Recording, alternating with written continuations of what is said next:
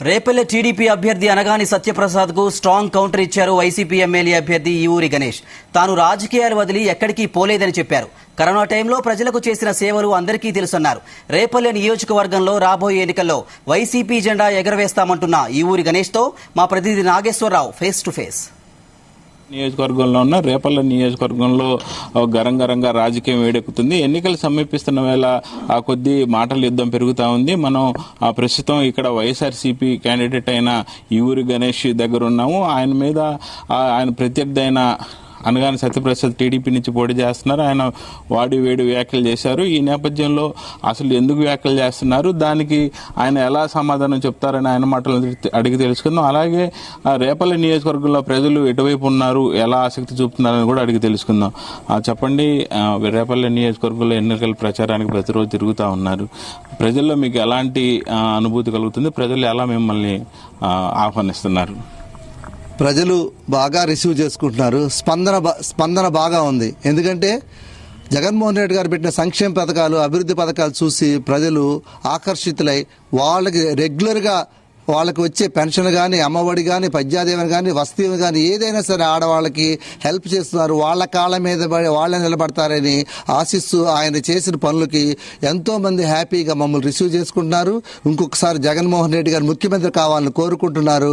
కాబట్టి వాళ్ళు తప్పకుండా ప్రతి ఏరియాలో కూడా లబ్ధి పొందిన వాళ్లే కాకుండా తెలుగుదేశం కానీ, జనసేన కానీ, బీజేపీ కానీ ఎవరైనా సరే కులం లేదు, మతం లేదు, పార్టీ లేదు, అందరికీ సహాయం సహకారాలు అందిస్తారు. కాబట్టి ఈసారి ప్రతి వాళ్ళు జగన్మోహన్ రెడ్డి గారికి ఓటేసి గెలిపిస్తారని నేను అనుకుంటున్నాను. అయితే ముఖ్యంగా చూసుకుంటే ఎందుకని ఇక్కడ టీడీపీ ప్రత్యర్థి అనగాని సత్యప్రసాద్ కొన్ని మీ మీద ఘాటు వ్యాఖ్యలు చేస్తున్నారు. ఏదో కోవిడ్ టైంలో కానీ, తుఫాను వచ్చిన టైంలో కానీ మీరు జనాల్ని వదిలిపెట్టేసి దూరంగా ఉన్నారు, ఒక రకంగా పారిపోయారన్న రీతిలో ఆయన కామెంట్ చేస్తున్నాడు. దీనిపై మీరేమంటారు? నేనేం పారిపోలేదండి.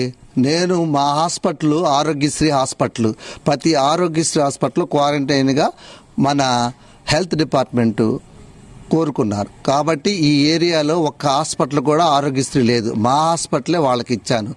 గవర్నమెంట్ ఆరోగ్యశ్రీ డిపార్ట్మెంట్ తీసుకుని కొత్తగా ఉన్న డాక్టర్లు అంటే అపాయింట్మెంట్ చేశారు. దాంట్లో అప్పుడు మేము వాళ్ళకి అప్పచెప్పడం అంటే అది అప్పచెప్పాం, తప్పదు. గవర్నమెంట్ తీసేసుకుని వాళ్ళ డాక్టర్లను పెట్టి హాస్పిటల్ నడిపారు. గుంటూరు కానీ, విజయవాడ కానీ కోట్లు డాక్టర్లు సంపాదించారని ఇక్కడ పెట్టి మేము ప్రజలకు ఎంతో సహాయ సహకారాలు అందించినా కూడా కొంతమంది క్యాండిడేట్ తెలియక హాస్పిటల్ వేరే వాళ్ళకి అప్పచెప్పారని. తప్పదు మరి. ఆరోగ్యశ్రీ ఉన్నప్పుడు ఆ ప్రతి ఆరోగ్యశ్రీ హాస్పిటల్ అడిగి తీసుకుంది గవర్నమెంట్. కాబట్టి నేను కూడా ఇచ్చేసి వాళ్ళ కింద హ్యాండ్ ఓవర్ చేశాను. తప్పదు మరి. ఆ రోజు 30 days ఈ లోపల చాలా మందికి ఇక్కడ గుంటూరు, విజయవాడ వెళ్లకుండా ఇక్కడే మేము హెల్ప్ చేశాము. వాళ్ళందరికీ వాళ్ళకు వచ్చిన క్వారంటైన్లో వాళ్ళని అక్కడ లోపల పెట్టాము. వాళ్ళకు వచ్చిన వైరస్లు కూడా పూర్తిగా రిమూవ్ అయ్యే వరకు మన హాస్పిటల్లో ఉండి మరి కరోనాకి మేము ఎలా మందులు వాడాలో నేను కానీ మిగతా వాళ్ళు కానీ చక్కగా సహాయ సహకారాలు అందించి వాళ్ళకి హెల్ప్ చేశాం.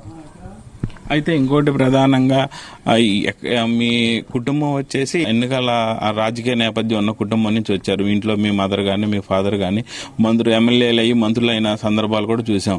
అయితే మీరు ఎందుకని 2009 టైంలో ప్రజారాజ్యం తరపు నుంచి పోటీ చేసిన తర్వాత ఆయన కనిపించకుండా రాజకీయాలకి దూరంగా ఉంటూ ఒక రకంగా పారిపోయారు, రాజకీయాలను తట్టుకోలేక అని అన్నారు. మరలా ఇప్పుడు వచ్చారా, లేకపోతే అప్పుడు ఏం జరిగిందంటారు? 2009లో మేము ఎలక్షన్లో పోటీ చేశాం. తర్వాత ఏమైందంటే ఆయన ఓడిపోయారు. ఇప్పుడు కామెంట్ చేసిన ఆయన ఓడిపోయారు, నేను ఓడిపోయాను. మరి ఆయన ఎక్కడికి వెళ్ళాడో నాకు తెలియదు. నేను మాత్రం ఇక్కడే ఉన్నాను. తరువాత చిరంజీవి గారు ఆ ప్రజారాజ్యం పార్టీని వేరే పార్టీలో మెర్జ్ చేశారు, కలిపేశారు. అందుకని నేను సైలెంట్గా ఉన్న బయటకు వచ్చి. అంతేగాని నేను ఎక్కడికి పారిపోలా. అక్కడ పొలిటికల్ కాకుండా మెడికల్గా చాలా మందికి ఉచితంగా ఆపరేషన్లు చేయడం కానీ, మెడికల్ క్యాంప్స్ పెడతాం కానీ జరిగింది. అంతేకాకుండా అప్పుడు వరదలు వచ్చినప్పుడు పేటేరులో మెడికల్ క్యాంప్ నేను పెట్టి చిరంజీవి గారి చేత ఓపెన్ చేయించాం. కావాలంటే ఆ విజువల్స్ ఉన్నాయి, ఆ ఫోటోలు ఉన్నాయి, మీకు పత్రికాముఖంగా నేను చూపిస్తా. ఆయన తెలిసి తెలియకుండా మాటలే ఇది, అంతేగాని ఆయన పూర్తిగా తెలియదు. నేను మెడికల్ క్యాంప్ పెట్టాం, 5 లక్షల రూపాయలు పెట్టి ఆ రోజుల్లోనే మెడికల్ క్యాంప్ పెట్టి చిరంజీవి గారితో ఓపెన్ చేయించా. అయితే రేపల్లె నియోజకవర్గంలో గరంగరంగా ఎవరైతే TDP MLA Anagani Satyaprasad comment చేశారో తాను ఎప్పుడు కూడా రేపల్లె నియోజకవర్గాన్ని వదిలిపెట్టి ఎక్కడికి పోయింది లేదని ఆయన అపోహపడుతున్నారని, ప్రజల మధ్యలో ఉండి ప్రజలకు ఎప్పుడు తోడుగా ఉంటూ వాళ్ళకి మంచి సేవ చేస్తానే ఉన్నానని అంటున్నారు. అలాగే రేపల్లె నియోజకవర్గంలో ఖచ్చితంగా ఎగురవేసే జెండా కానీ రేపల్లె నియోజకవర్గంలో రేపు కూర్చోబోయేది కానీ ఎమ్మెల్యేగా తనే అని చెబుతున్నారు ఈ ఊరి గణేష్. కెమెరా పర్సన్ లక్ష్మణ్తో నాగేశ్వరరావు, జీ న్యూస్, రేపల్లె.